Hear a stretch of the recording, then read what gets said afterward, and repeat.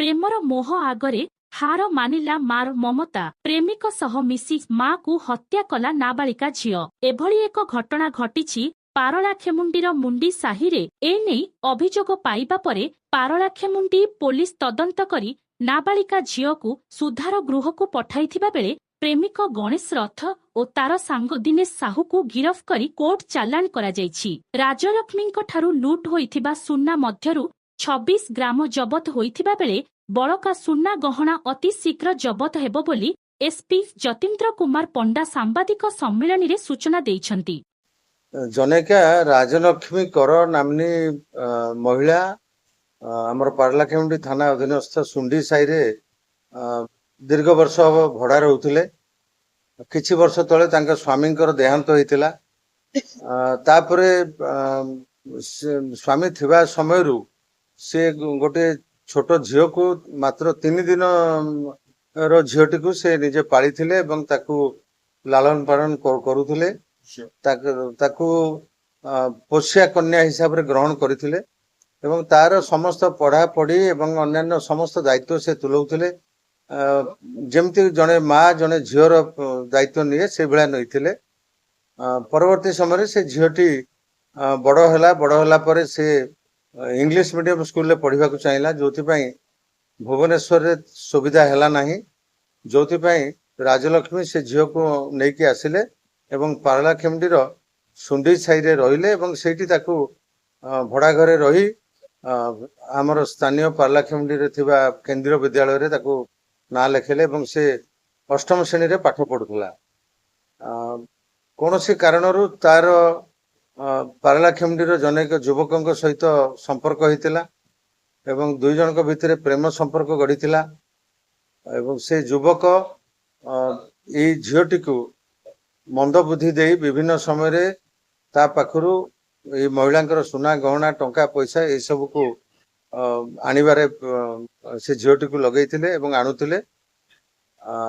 ଏମିତି ସମୟ ହେଲା ସେମାନେ ଗୋଟେ ସମୟରେ ସେଇ ଛୋଟ ଝିଅ ଏବଂ ତାର ଯିଏ ତଥାକଥିତ ପ୍ରେମିକ ଉଭୟ ଯୋଜନା କଲେ ଯେ ରାଜଲକ୍ଷ୍ମୀ କରଙ୍କୁ କେମିତି ଆମେ ରାସ୍ତାରୁ ହଟେଇଦବା, ଯାଦ୍ୱାରା ଆମ ଭିତରେ ରହିଥିବା ସମ୍ପର୍କ ପାଇଁ ସେ ବହୁତ ସମୟରେ ଯୋଉ ଝିଅକୁ ଗାଳି ମନ୍ଦ ଦଉଛନ୍ତି ସେଥିରେ ସେ ମଧ୍ୟ ଅସନ୍ତୁଷ୍ଟ ଥିଲା ଏବଂ ତାଙ୍କର ଯାହା ପ୍ରପର୍ଟି ଥିଲା ସୁନା ଗହଣା ଟଙ୍କା ପଇସା ଏସବୁକୁ ମଧ୍ୟ ଆମେ ପାଇପାରିବା।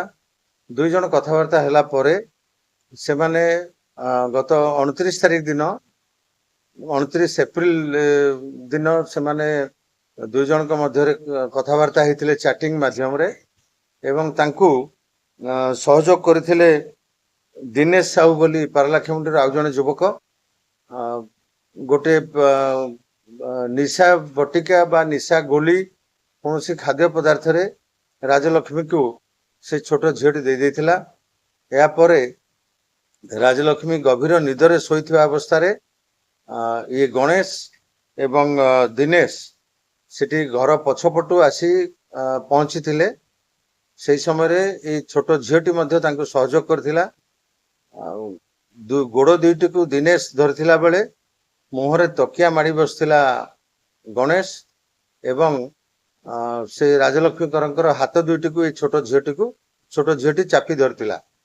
ଏହିପରି ଭାବରେ ତକିଆ ଜାକି ତାଙ୍କୁ ମୃତ୍ୟୁ ବରଣ କରିବା ପର୍ଯ୍ୟନ୍ତ ଏମାନେ ତକିଆ ଜାକି ରଖିଥିଲେ।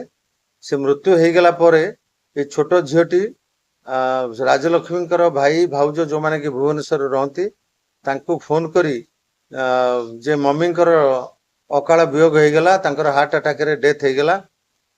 ତେଣୁ ସେମାନେ ଏ କଥାକୁ ବିଶ୍ୱାସ କରିନେଲେ ଯେ ହାର୍ଟ ଆଟାକ ହେଇଥାଇପାରେ, କାହିଁକି ନା ସେ ହୃଦ ରୋଗ ପାଇଁ ମଧ୍ୟ ମେଡିସିନ ଖାଉଥିଲେ ଏବଂ ଚିକିତ୍ସା ହେଉଥିଲେ। ପରେ ପରେ ସେମାନେ ଭୁବନେଶ୍ୱରରୁ ପହଞ୍ଚିଥିଲେ ଏବଂ ଡେଡ୍ ବଡିକୁ ଡାକ୍ତରଖାନାକୁ ନିଆଯାଇଥିଲା। ଡାକ୍ତରଖାନାରେ ଡାକ୍ତରଙ୍କ ପାଖରେ ଅତି ଭାବ ବିହ୍ୱଳ ଭାବରେ ଯୋଉ ଭଳିଆ ଆକ୍ଟିଂ କରିଥିଲା ଝିଅଟି, ଡାକ୍ତର ମଧ୍ୟ କିଛି ବୁଝିପାରିନଥିଲେ ଏବଂ ଝିଅର କଥାଟିକୁ ବିଶ୍ୱାସ କରିଥିଲେ। ପରେ ସେମାନେ ରାଜଲକ୍ଷ୍ମୀଙ୍କ ଶବକୁ ତାଙ୍କ ପରିବାର ଲୋକଙ୍କ ସହିତ ଇଏ ଗଣେଶ ଏବଂ ଏଇ ଛୋଟ ଝିଅ ଏମାନେ ଭୁବନେଶ୍ୱର ପର୍ଯ୍ୟନ୍ତ ଯାଇଥିଲେ। ଭୁବନେଶ୍ୱରରୁ ପୁରୀ ଯାଇ ପୁରୀ ସ୍ୱର୍ଗଦ୍ୱାରରେ ସତ୍କାର କରିଦେଇଥିଲେ। ପରବର୍ତ୍ତୀ ସମୟରେ ତାଙ୍କର ରାଜଲକ୍ଷ୍ମୀକରଙ୍କର ମୃତ୍ୟୁ ବାବଦରେ ତାଙ୍କ ପରିବାର ଲୋକଙ୍କ ସନ୍ଦେହ ହୋଇଥିଲା। ସନ୍ଦେହ ହେଲା ପରେ ଗତ 14 ମେରେ ସେମାନେ ଆସି ପାରଳାଖେମୁଣ୍ଡି ଥାନାରେ ଲିଖିତ ଅଭିଯୋଗ କରିଥିଲେ। ତାକୁ ବେସ୍ କରିକିରି ଆମର ଇନଭେଷ୍ଟିଗେସନ ହେଲା ଏବଂ ଇନଭେଷ୍ଟିଗେସନରେ ଆମେ ଜାଣିବାକୁ ପାଇଲୁ ଗଣେଶ, ଦିନେଶ ଏବଂ ଏଇ ଛୋଟ ଝିଅ 3 ଜଣ ରାଜଲକ୍ଷ୍ମୀକରଙ୍କୁ 29 ଏପ୍ରିଲ ଦିନ ତକିଆ ଜାକି ମାରି ଦେଇଥିଲେ ଏବଂ ତାଙ୍କର ସୁନା ଗହଣା ଏସବୁକୁ ମଧ୍ୟ ସେମାନେ ନେଇଯାଇଥିଲେ।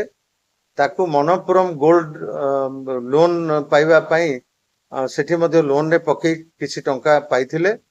ଏହା ବ୍ୟତୀତ ଆଉ କିଛି ସୁନାକୁ ଅନ୍ୟ ଜାଗାରେ ମଧ୍ୟ ବନ୍ଧା ରଖି ସେମାନେ ପଇସା ଆଣିଛନ୍ତି। ଏ ସବୁ ତଦନ୍ତ ବର୍ତ୍ତମାନ ଜାରି ରହିଛି। ତାଙ୍କର ରାଜଲକ୍ଷ୍ମୀକରଙ୍କର ପ୍ରାୟ 26 ଗ୍ରାମ ଓଜନର ସୁନା ଅଳଙ୍କାରକୁ ଆମେ ଏବେ ସୁଦ୍ଧା ଜବତ କରିପାରିଛୁ ଏବଂ ଅନ୍ୟାନ୍ୟ ଅଳଙ୍କାର ଯୋଉଠି ଅଛି ସେ ସବୁ ତଥ୍ୟ ମଧ୍ୟ ଆମ ପାଖରେ ଅଛି। ସେ ସବୁ ଆମେ ବହୁତ ଜଲ୍ଦି ସେ ସବୁକୁ ମଧ୍ୟ ରିକଭରି କରିବୁ। ଏହି ଘଟଣାରେ ଗଣେଶ ରଥ ଏବଂ ଦିନେଶ ସାହୁଙ୍କୁ ଆଜି ଗିରଫ କରାଯାଇଛି। ତାଙ୍କୁ କୋର୍ଟ ଚାଲାଣ କରାଯିବ। ଆଉ ଯୋଉ ସିସିଏଲ ଅଛନ୍ତି ସେ ଛୋଟ ଝିଅ ତାଙ୍କ ପାଇଁ ମଧ୍ୟ ଆଇନର ବ୍ୟବସ୍ଥା ଅନୁଯାୟୀ ଯାହା ଆବଶ୍ୟକ ଆମେ ତାକୁ କରିବୁ। ହଁ, ଏଇ ଘଟଣାର ସିନ୍ ରିକ୍ରିଏସନ କରାଯାଇଥିଲା ଏବଂ ଘଟଣାସ୍ଥଳରେ ମୋଦଲା ଗଣେଶ ଏବଂ ଦିନେଶ କିଭଳି ଭାବରେ ରାଜଲକ୍ଷ୍ମୀଙ୍କୁ ମାରିଥିଲେ ତାର ସେମାନେ ଦେଖେଇଥିଲେ। ସିନ୍ ରିକ୍ରିଏସନ ବେଳେ ସେମାନେ ଆମକୁ ଦେଖେଇଥିଲେ ଏବଂ ଆଜି ସେ 2 ଜଣଙ୍କୁ ଆମେ କୋର୍ଟ ଚାଲାଣ କରୁଛୁ ଏବଂ ଯୋଉ ସିସିଏଲ ଅଛନ୍ତି ତାଙ୍କ ବିରୁଦ୍ଧରେ ମଧ୍ୟ ଯାହା ଆଇନଗତ କାର୍ଯ୍ୟାନୁଷ୍ଠାନ ଅଛି ତାର ନିଆଯିବ।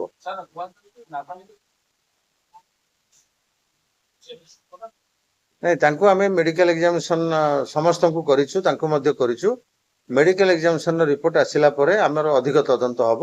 ଯଦି ସେଭଳି କିଛି ଥିବ ତାହେଲେ ସେ ବାବଦରେ ଆବଶ୍ୟକ ପଦକ୍ଷେପ ନିଆଯିବ।